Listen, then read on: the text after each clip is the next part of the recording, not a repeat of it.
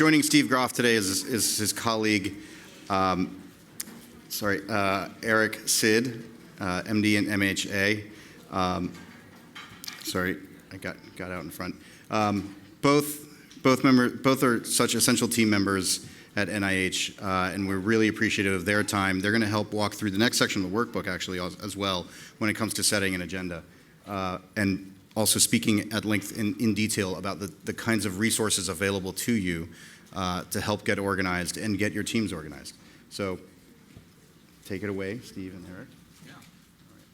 Thanks, Christian. Yep. So before we get started, just a little bit of an introduction about both ourselves, and you've already heard Steve talk a little bit about himself. So my name's Eric Sid again. I'm with the Office of Rare Disease Research at the National Center for Advancing Translational Sciences, or NCATS. It's one of the 27 different institutes and centers at the National Institutes of Health, or NIH. For those not used to working with government folks, we have a billion acronyms, so feel free to ask at any point if we're using one that you don't understand. The Office of Rare Disease Research, which actually I am lucky to be next to the founder of, has now been around for, I believe this is actually our 30th year anniversary. Did you know that, Steve? I know, right? And essentially our mission is accelerating rare disease research to benefit patients. Now, oftentimes when people think about the NIH, they think that we mostly work with scientists, researchers, and sometimes with clinicians, but we actually do oftentimes work a lot with patients and patient groups, so we're excited for this opportunity to be here. There are a number of different priorities as far as programs and initiatives that we have at NCATS, as well as the greater, broader NIH and with our FDA colleagues that focus on rare diseases. Here's a small smattering of them. We're going to talk about a couple in particular. But again, just to provide some more awareness about what we do, our office does both a lot of programs around researchers, your very typical traditional grants, but we also do a lot of collaborations and a lot of efforts around disseminating knowledge, including opportunities like this to bring knowledge to patient groups. We also do a number of different activities to engage with the community that, again, I'll be providing a short plug for a little bit later. Some background when thinking about rare diseases, oftentimes when you look at the area that we're in right now with regards to genetics, with science and research, gene therapies and everything, over time, since if you look at those numbers again, over the last 30 years in many ways, we've seen increasing understanding of diseases by their molecular basis. However, not many of those diseases, unfortunately, have therapies. Only 500 of the 6,000 plus diseases that have had the understanding behind how they're caused have actually had a therapy come forward. And part of our role as a institution, as a center with NCATS, but also as an office, is we're trying to transition away from this one disease at a time model to thinking about how do we spark innovation across the entire rare disease community, the entire field. How can we focus on many diseases at a time? Steve, did you want to mention anything about that? Yeah, I think we have to remember too. Every year we discover, estimates of 250 or 300 new disorders. So it just keeps growing, and I think our GARD, our Genetic and Rare Disease Information Center, along with OrphanNet and others, provide extensive information, along with the institutes and the patient advocacy groups, on maybe 5,500, 6,000. I don't know if Maria has it, Maria Della Rocca. She's over there with GARD, way over on the other side. She may have an update later on that she can give us. But there are a tremendous number of diseases, and how we define a disease is certainly changing. I think as you look at product approvals from the FDA and EMA, particularly, you're getting and you're hearing about this really, really sophisticated differentiation of patients based on genetic mutations and response to treatment. So while we say there may be 7,000 disorders, who knows? It could be 10,000, it could be 11,000.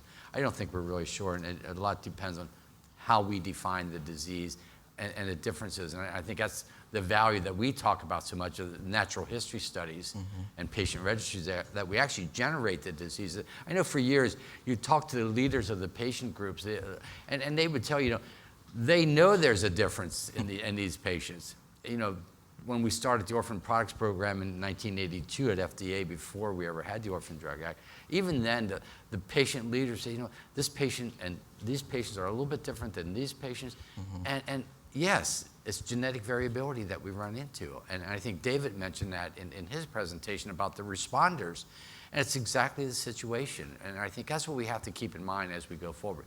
We're not just one disease, we may be many disorders thrown into that one catchment of one disease. And so we have to think differently. And I think what we're looking at here at NCATS and other places are platforms. How do we attack many diseases at the same time?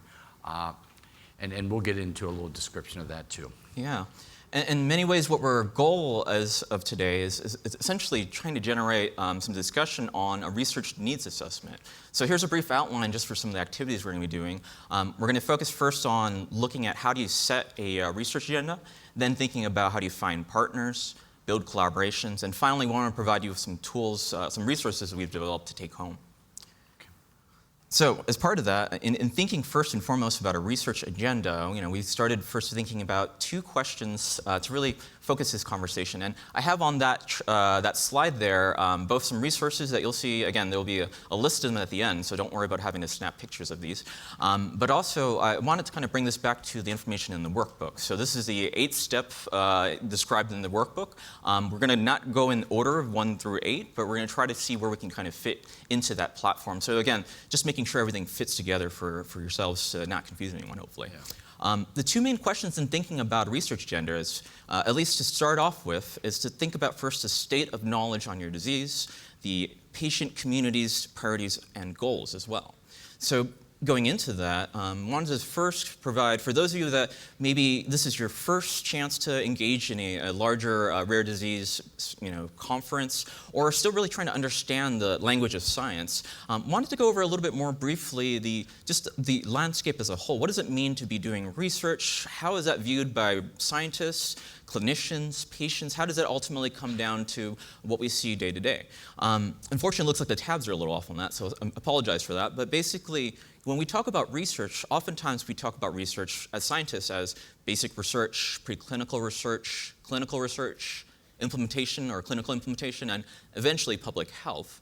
Oftentimes, that can be really confusing for patients because really they're more familiar with what's at the bottom of that.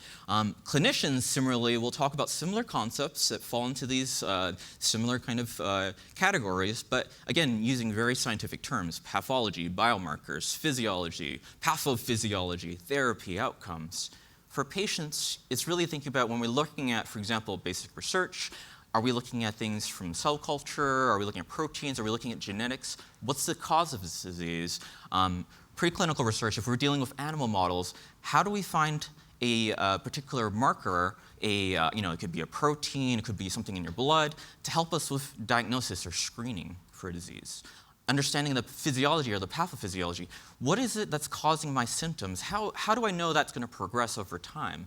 And then similarly, a focus oftentimes for many patient groups is on therapy and understanding how to manage this disease or find treatments and perhaps even develop guidelines or even talk about questions of access, of funding around the costs of a medication or the cost of a therapy.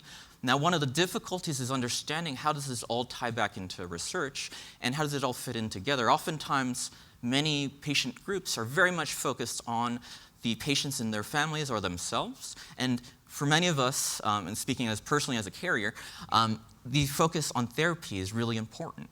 However, at the same time, part of this is understanding research as a whole, and that oftentimes that hyper-focus on thinking about therapy can sometimes be to the detriment of understanding the entire research process as a whole.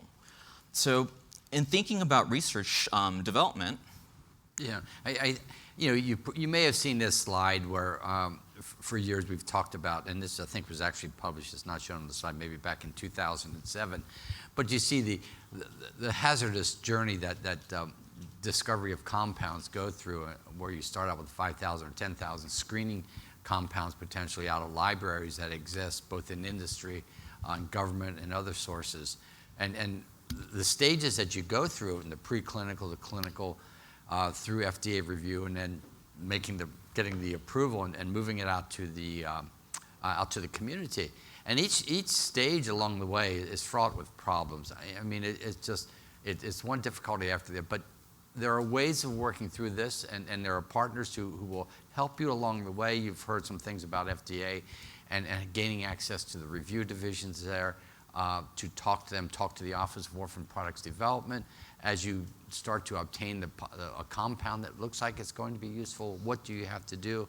You will have the opportunity to work with the review divisions in defining what really is important to you. We heard about the patient-focused discussions. They really are very, very useful as we go along. And even as we move through the various stages, you find some restrictions and barriers, even at NIH, as far as can we put money into clinical research phase 3 trials. There may be a reluctance, they may be prohibited to do so for a lot of the disorders. Fortunately, the rare diseases, some of the restrictions and barriers within NCATS have been removed that will enable us to do phase 3 trials with rare diseases, so that really helps.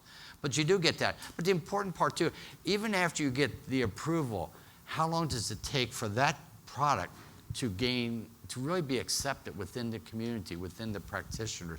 And I think that's part of what we all have to do with our own disorders when a product is either nearing approval or approval, to inform your patients, to let them know this product is coming and it's helpful.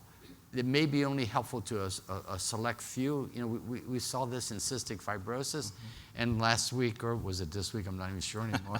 But FDA just approved a triple combination to treat cystic fibrosis. So we went from a treatment of a very small group of patients with CF down to 13%, 12%, now up to close to 90%, 95% of the patients can respond. And I think that's what we're looking at as far as molecular medicine and the pathways, how we're going to be looking at products in the future, that it's just going to continue to grow as we move forward. So not to be discouraged by what this trip is, to move. And we always like to think, okay, so how are we going to look at this in post-marketing stages? And we'll talk about this a little bit, starting with the contact registry, patient registry, moving into the post-marketing stages too. Yeah, and I have a note here for myself just to remind folks that this is not a linear process at all. Sometimes people think that when you're going through research, every step that's happening before leads to the next one. Oftentimes there's a lot of back and forth. So this slide in particular, sorry for all the colors and everything, I was trying to make it a little bit more colorful in an attempt to keep you awake. But oftentimes when we talk about research and thinking about what has to be done with a clinical trial, I kind of like to think of it as a pyramid. If you imagine a pyramid and you imagine, the pyramids in, like, for example, in Egypt, and the top of the pyramid you might see pretty easily, a lot of the times it's the foundation, what's on the bottom that may be underneath the sand that you can't really see too well, that really acts as the innovator and driver of any clinical trials of the top of the pyramid after it.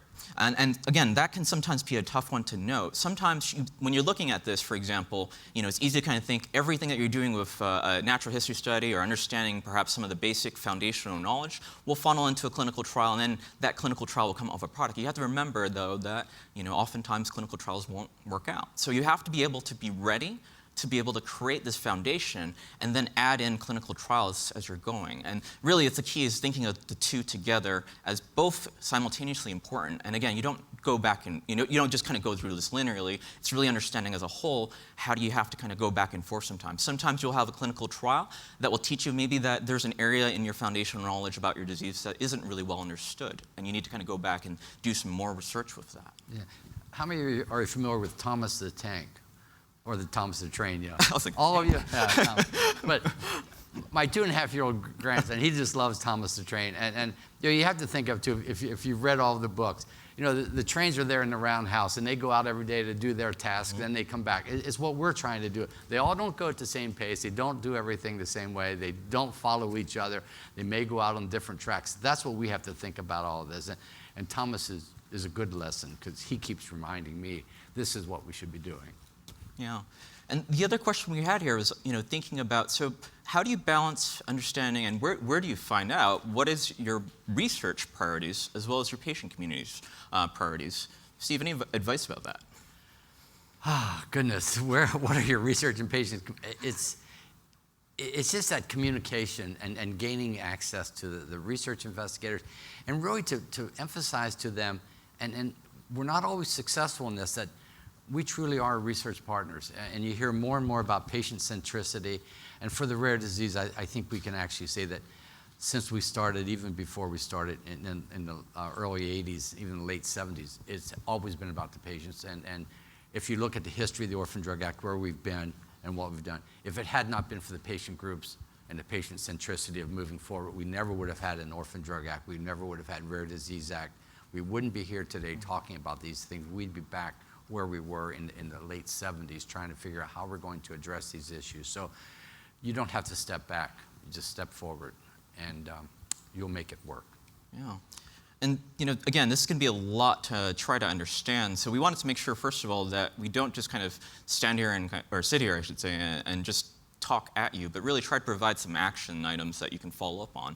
So part of this is in thinking about our role, as Steve was mentioning, from the NIH in disseminating this knowledge.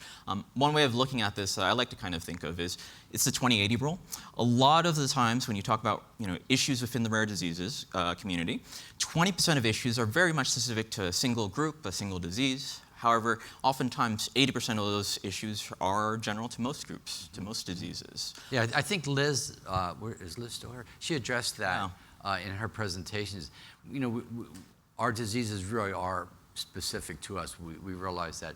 But there are some generalities that affect all of the rare diseases. And there are patterns, as we know, that we have to go through to get to that stage of getting a product into research and then hopefully approval and out to the community.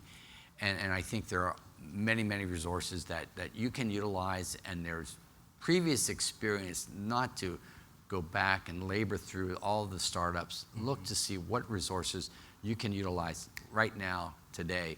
We're ready to go, and they're there. And I think there are a number of groups that have, whether it's the establishment of a patient registry, doing a natural history study, even looking at, sometimes you get into discussions about agreements between the researchers and your organizations or the institution.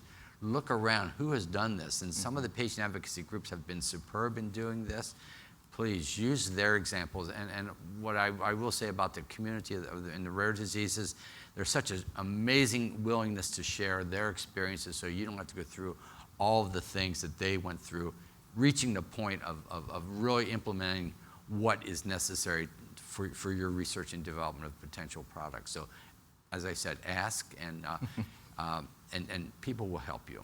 Yeah, and going along with that, we actually got asked by the patient community, including folks from Global Genes, how can we help with this as NIH partners? And just like Steve was saying, in many cases, we hear the same message from patient groups over and over and over again of, we wish we knew, that they oftentimes go through these trial and kind of error ways of trying to figure out the best practices. So essentially, part of what we were trying to do is to create a centralized hub that just collects all the resources that are already generated by the community. So workbooks such as from these data DIY meetings, opportunities or information from the FDA, from anything really that's patient groups are finding useful to give to other patient groups. We're trying to collect those all into a single website. So essentially, this is what we call the NCATS toolkit for patient-focused development. And again, this is mainly a repository for resources. And we'll have links to this at the end. I don't want to focus on this too much. I want to focus more on the issues behind it. But this is one way that we're trying to help with this question. So a lot of that may sound, okay, I agree with the principles of this. Now, how to actually do that? How do I find these collaborations? How do I find partners? How do I start organizing my patient community? So this is to go into a little bit more in depth on maybe actions or examples. And again, I think a lot of the best experience that Steve was mentioning will be from some of the folks in this audience. So please feel free to mention your own stories after this. In thinking about organizing the disease community, well, first of all, what's different about organizing a rare disease community versus maybe for a common disease? One of the most important things in the rare disease community is that every participant matters. Every research participant matters, I should say. Every patient matters, definitely. But when you're talking about research, the larger percentage of the patient population that you're able to really include and involve in your research efforts, the better the statistical power of those research trials, and ultimately, the more likely you're able to do things such as identify bias or confounding factors that might reduce the evidence generated from a trial or from a study. Similarly, there are oftentimes oftentimes there are a lot of issues around if you have a very small number of people participating in a clinical trial, especially in a rare disease. Oftentimes we're concerned about re-identification, where you might have a participant, unfortunately, because they're the only rare disease patient maybe in a certain area identified from your research. So these are really important factors for why we have to organize our communities. Yeah, and I mean, we still don't want that risk of re-identification to prevent you from really starting the initial stages. You get questions from a lot of people around the world about your disorder. Start that contact registry from the first day. I'm sure most of you have a nice mailing list. And really, that mailing list then becomes the basis of your patient registry, which then becomes the basis for the natural history study, or can become the basis for the natural history. You have already in place a number of patients who are ready to share their information with you. Moving from the natural history studies, you start looking at some of the early studies trying to identify research hypotheses, and it just keeps growing. It just sort of becomes circular in many respects. The research hypothesis leads to some clinical trials. Hopefully, the products, you can look at a repurposing of potential products. Moving into clinical trials, it moves into, let's hope, approval from the regulatory agencies. And then it keeps flowing around into post-marketing surveillance. So many of the approvals from the regulatory agencies involve phase 4 post-marketing surveillance to follow the patients to know what happens over a long period of time. And I think as we look into gene therapy, gene editing, we're going to see more and more post-marketing surveillance to make sure that we follow the patients to know what the short-term and long-term outcomes of interventions are. And it's nothing to really be afraid of or to be reluctant to participate in. It's essential to get that information so that we can base future decisions on the experience of the individual intervention. So what we start with, a simple thing of keeping a list of the people in the contact registry, it evolves the whole way around to hopefully approval and then even into post-marketing surveillance. And it's extremely useful. And if you don't have it, I'm sure you do because you're contacting everyone on a regular basis, that's the start of your patient registry when you think about it. And there are enough resources to help you actually develop a registry. Yeah. And on that topic of registries, I'd like to first of all provide some more background on what are registries, because oftentimes I find that especially amongst patient groups, if your background isn't as heavily involved in research, the term registry or data can be oftentimes very scary and confusing. So registries are a translational tool. They're essentially an organized system to collect uniform information. They have a defined purpose, a target population, a method. And really when we're talking about defined uniform information, that's data. The way that I like to kind of look at it is that registries are about translating individual stories into data that we can use in a broader context. So for example, oftentimes, so this slide on the left-hand side of it, or sorry, on your right-hand side of it, there are some infographics actually from an effort that we had with the FDA's Products Center. And essentially, a lot of times the information we have about a single individual may not apply for another person. This is how registries start to collect information about multiple people so we can start to attribute things across the entire patient population and to the disease itself. This data can help drive research forward. Yeah, and it's really important that as you go into registry development to be very clear and have it stated. As they always say, read the fine print. I just heard of one situation with one patient group that after, I think, $7 or $8 million, they'd contracted with a research team to conduct the patient registry. And at this stage, I don't know, 10, 12 years later, they weren't willing to share the data with the patient advocacy group. So please be careful, read the fine print, and make sure that you and others have access to that data, that summary data, maybe not the individual data, but the summary data that you can act on. The data drives the research, and you're going to need that information as you move forward. So you can be hard about it when it comes to signing that contract. I mean, your data, your patients are the most critical aspect of research, next to getting someone interested in your disease. But it really is, your presence, your participation is vital to the future of where you're going with research, and I think we all know that. So one of the other projects we have is a program called RADAR, Rare Diseases Registry Program. This is not a registry platform, but rather it's a how-to guide essentially about registries that, again, going back to what we were talking about earlier with the toolkit, where we're trying to collect a lot of a repository essentially for existing resources out there. And in this one, we're trying to add to that additional directions in plain language just to help get started on this. So currently, the RADAR program, it's already online. Again, you'll see these links at the end. But this resource is focused right now on contact registries and teaching you what is a contact registry, how do you start a contact registry, what are the types of data you need to collect in a contact registry. And again, we're focused mainly as an NIH entity, focusing on how do we teach patient groups the best ways to go about data standards, trying to make, instead of this feel very complicated, we're trying to boil it down into steps that are a little bit more actionable.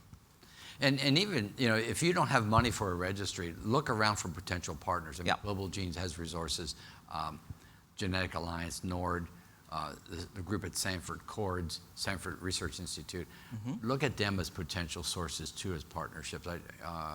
It's really another, Okay. So it is really important. There are resources. Don't let the lack of money stop you as far as developing a registry, because there are resources to help. Yeah. So this is just an example of how it looks. Again, sometimes I think the confusing the confusing question for some folks is even understanding what is the purpose of a contact registry, for example, versus a mailing list. As an example, again, thinking about the difference, the definition of a registry, uniform information data. In your mailing list, do you ask questions like, are you a patient, first of all? Can you distinguish between patients versus maybe their caregiver versus a friend or a person that just wants to be informed? Those individuals that are patients, do you know how they were diagnosed? Do they actually have the disease or not? If there's a particular mutation for your disease, are you aware of what percentage within your community has this mutation over another one? These are questions that really, I think that's kind of where you start talking about, again, this is data and ways to collect it. And there are ways that you can ask for this information that help you get good data, and there are ways to ask this information that may not give you usable data. So that's really the difference in some ways. And Eric has there in step one, create your registry plan, but it's also very important to plan, and plan some more.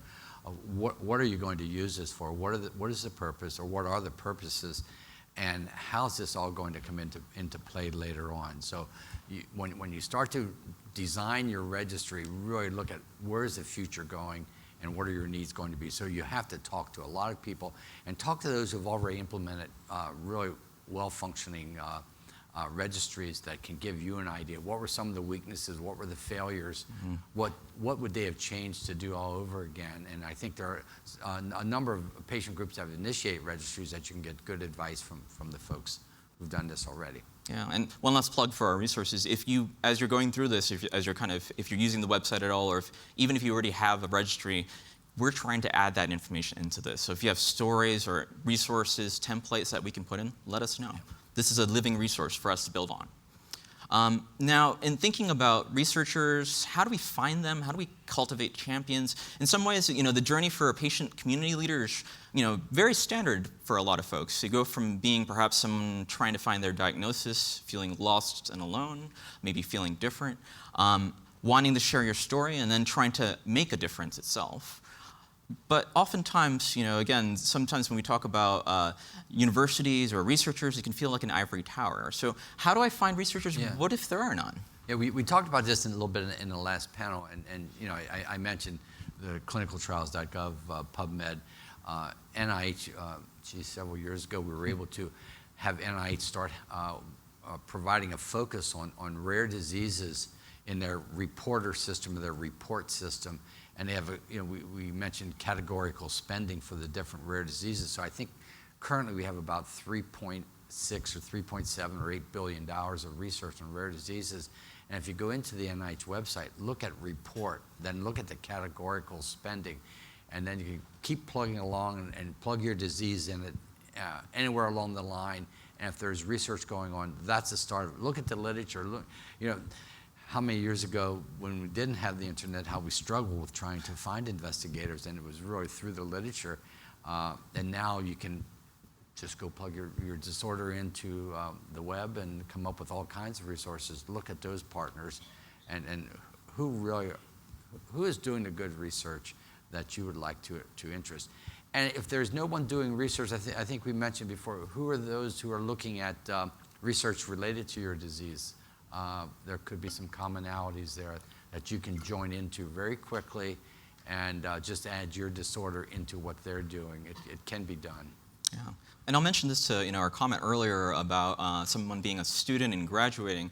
Oftentimes the best way, if there are no researchers right now, the best way is to cultivate and create them.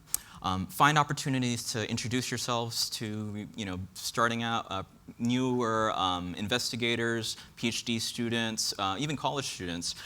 Find ways to support them, bring them to your conferences, introduce them to patients. Help guide their career. Because oftentimes, if there is no researcher for your disease, oftentimes if you're able to make that connection, you can cultivate them, yeah. Yeah, exactly. You can create researchers oftentimes.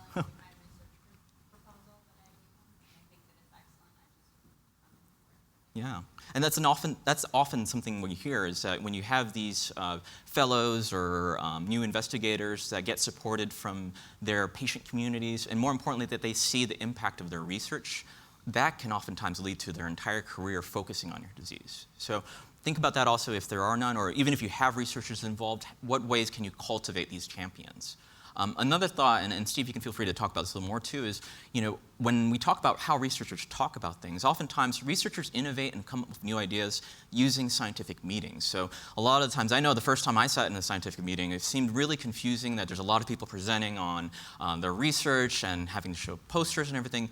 But oftentimes, these conferences are where researchers start to align ideas or find opportunities to develop new ideas. Yeah. And I think we started sponsoring research conferences. We had the ability to support conferences.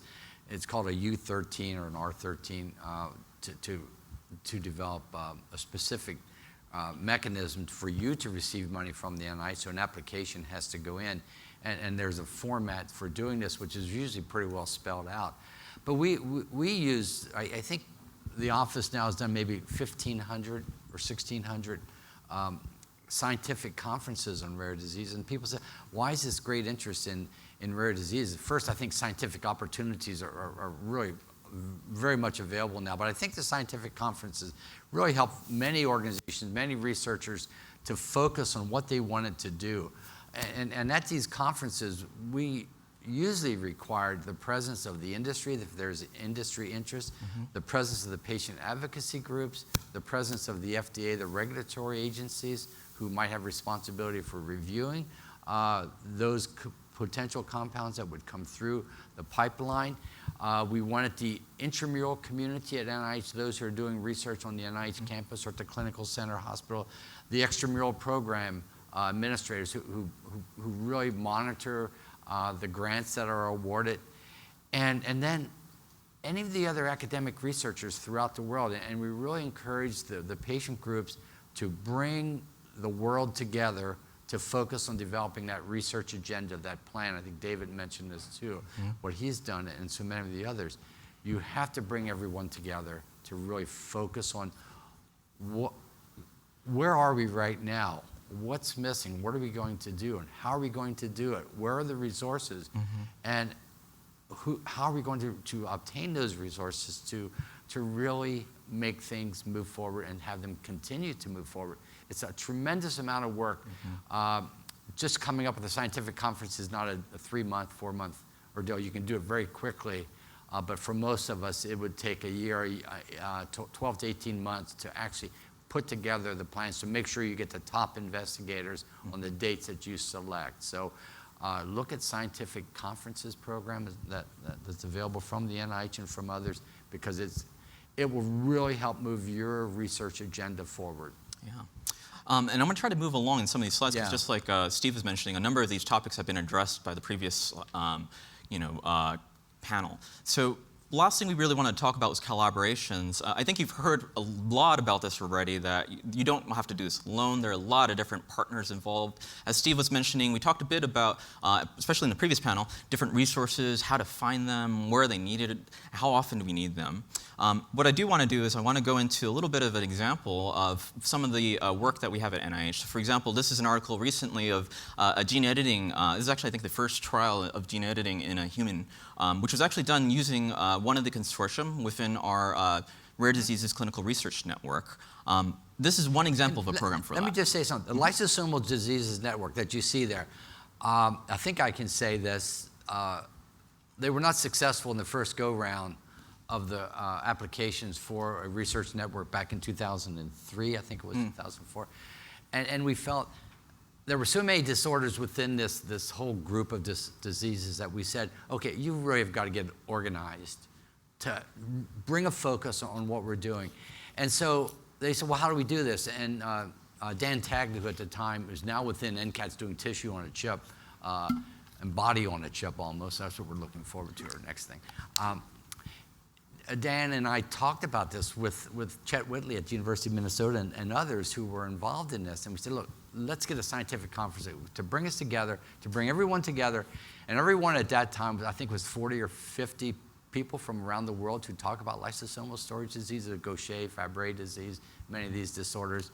And we said, let's get organized. Let's sort of figure out where we're going to go.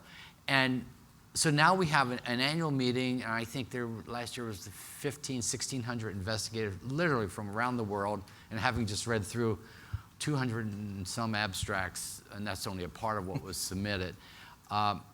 It's amazing what has happened in those years, and that's what can happen with your disorder too, that you can bring that focus. We'll take a question? We have about 6 minutes, so go ahead, and then we'll jump into this. Go ahead. Yeah. Thanks. In our disease, there's Can you introduce yourself? Oh, Megan Golden with Mission Cure. And we're focusing on chronic pancreatitis, which turns out is largely genetically driven. And there is a federal consortium that's doing a study of this disease, but they're really not involving patients or patient advocates or patient representatives. So do you have any, is that something that happens, and how do you suggest we deal with that? Yeah, in our research network that we put into place, in order to get the grant, you had to have active involvement and participation of the patient advocacy group, and they had to really write a letter of support. All of the patient advocacy groups within that consortium had to write that letter and say, we're going to participate, and we have something called the Coalition of Patient Advocacy Groups. You might want to look at CPAG, Coalition Patient Advocacy Groups within the Rare Disease Clinical Research Network, to see what has been, what they're doing, what they're focusing. Eric maybe can talk about this a little bit within the structure of the Rare Diseases Research Consortium. So we can talk about this a little bit more offline. Yeah, that is a problem when you get a lack of cooperation. Yeah. I think we have about 4.5 minutes, so we're going to breeze through these. One thing I'll mention quickly too is that oftentimes with this, again, this is the difference between, I would say, of kind of catching up of times in grudging research. More and more now, more researchers as well as more agencies are aware of the need to incorporate, it seems kind of obvious, but the need to incorporate patient voices into this process. So this is definitely, this is part of the unfortunate problem sometimes, is trying to see as things go forward, there will be more and more opportunities, hopefully, for engagement. And I think what the investigators are going to run into at some point, meeting with the FDA to talk about clinical outcomes and what's important, and it's not just what are the outcomes to the research and to the clinical situation, but what is important to the patient, what makes a difference in the patient's lives.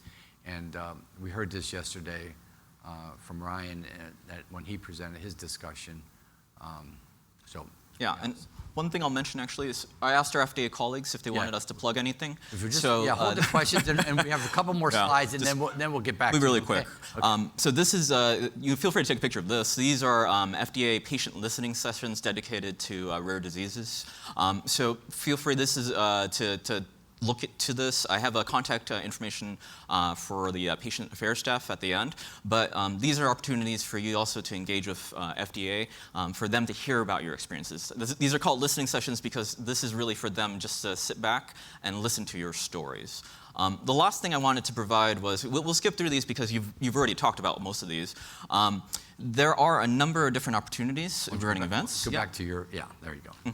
So, for example, last year we actually created this challenge called "The Rare Diseases Are Not Rare," which was an opportunity to help reframe and essentially looking at how do we do for rare diseases what cancer, the term cancer, did for oncology. How did they organize all of their different very, very distinct diseases into a single field, a single community. So we're trying to investigate ways to do this. We actually had this challenge project looking at ways to, bring in new ideas from social media or whatnot. This was the first place winner. They received the $3,000 prize. It was a number of different posters and graphics around rare diseases are not rare. What's rare? Unicorns are rare. You can feel free to look for this on our website as well. There's a couple events we wanted to just plug. Yeah, in December coming up, and this will be available online also that you can follow if you can't make it to Bethesda or Rockville for the meeting. Repurposing efforts, and you've heard a lot about that today. I think if you have the time, it's going to be almost 2 days, and it'll be archived. So if you don't catch all of it at one time, you can gain access. But you might want to listen in to different parts of this conference once the agenda is available, and you can register for this. So please, if you're not traveling, if you want to take a look at what's been going on in repurposing, as David mentioned, it's an amazing world. I think you have to remember, when you and we didn't get into this in our panel, we probably should have talked about this, that how a company provides an emphasis to a disease, and they have to keep honing it down to something that is going to be acceptable to the FDA. And it looks like they're going to, to get that product approved, you have to get a very refined patient sample at times, and it makes it really difficult to really get all the uses out there. And I think that's the purpose behind the whole repurposing new therapeutic uses that you hear about. There's another event also, a Rare Disease Day at NIH, where basically NIH campus is opened to the patient community as well as industry, researchers, FDA, NIH. We all come together essentially on February 28th, and there'll be more information online, so I won't go into this too much in detail. These are more resources, and we'd like to maybe now open up to questions. Yeah. Sorry about that. And see Eric's email address there. It's okay. and you can contact me, even though I'm semi-retired, whatever that is. I don't know who that was, but when you get over into your later years, I don't know what's going on. And where's the young lady about a career? Just go with your passion and your loves. Not completely, but go with that and follow it. And you'll have a great career. Our careers always are not linear, and sometimes we don't plan them. There are so many things that come into play, but go with it, and you'll be fine. I think we all, we all have had to change our course and to reinvent ourselves, but just love the work, and it'll love you. Okay, question. We had a question here. Yes, please. A question about... Introduce yourself to. And who? Dave Manley from the PMD Foundation. Question regarding resources. I'm just curious if there's any legal counsel resources at the NIH. And the reason I ask that is, for example, we just signed an agreement with an institution for a natural history study that we're conducting. And basically, we vetted the contract ourselves and stupidly, really, we trusted ourselves to go with the contract. And one of the reasons for that was you're not going to find legal counsel in your local community that is versed in the language. And, at the end of the day, if we have to spend $300 or $400 an hour on legal counsel for the institution to come back and say, no, we're not making any changes. So my question is there any legal counsel available that all of our organizations could access, even if it was for a fee, but at least you have somebody that specializes in what we do that could cut costs? Yeah, I don't know. I really don't know. Yeah, there are, for example, HHS, the Health and Human Services Department, does have the Office of Human Rights Protections. Maybe they might have some services they can provide with that. It's a tough one in some ways because NIH oftentimes focuses, again, much more on the research and science components for that versus thinking about the legal components.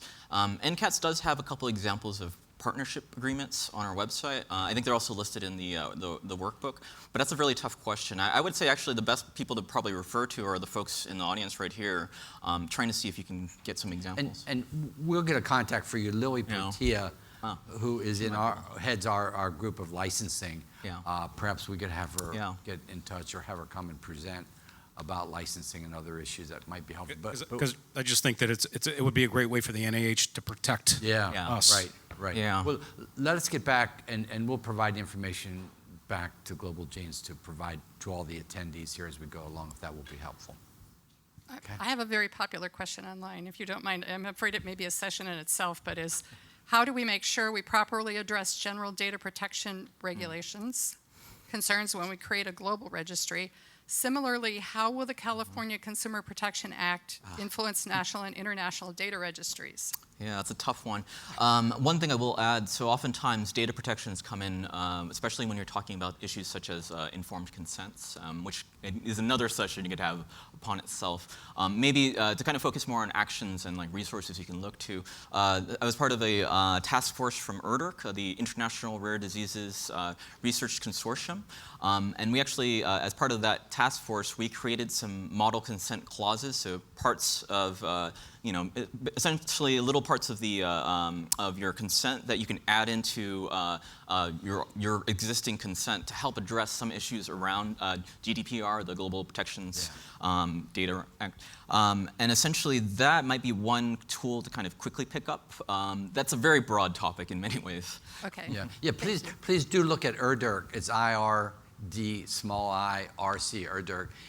There are a number of reports that have come out of committees that the group has initiated and published. So please go to the website and look at that. And just one more plug.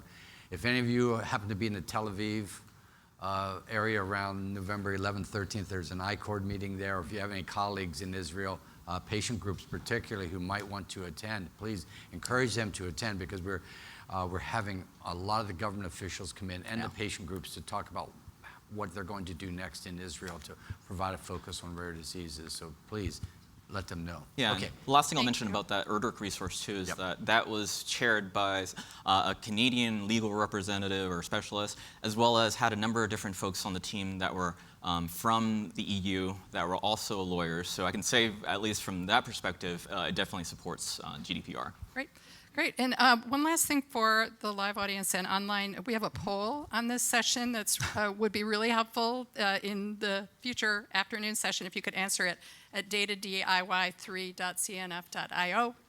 Thank you. And can I take just one more minute? Is Maria Delavar, can you just briefly mention about GARD, that if people go to GARD and they see the information, if they consider it to be misinformation, or how they get more information into the Genetic and Rare Diseases Information Center website? I mean, the users now are up to 1.3, 1.4 million users per month, not just hits, but really users. Can you just give a brief overview?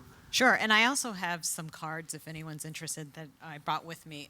So the Genetic and Rare Diseases Information Center is one of the clusters under the GARD cluster that Eric, I believe, had on one of his slides. And so we disseminate information to the public on genetic and rare diseases. And, we were contacted by patients, legislators, patient advocacy groups, you name it. And we have a website that has information both in English and Spanish. So, we feel free to contact us. We're happy to help you along the way. We answer all sorts of questions that pertain to genetic and rare diseases. And the staff primarily is comprised of genetic counselors, so really. Genetic counselors and a few medical geneticists. Yeah, so please utilize the resources. Same with OrphanNet too. Utilize the resources. Okay, sorry, Christian. We've run over. We've cut into your lunch. We hope it's been worthwhile. I'm sorry to have to stop, but thank you so much both to Eric and Steve here. You've been amazing for us. Thank you, Maria, also for chiming in for additional resources.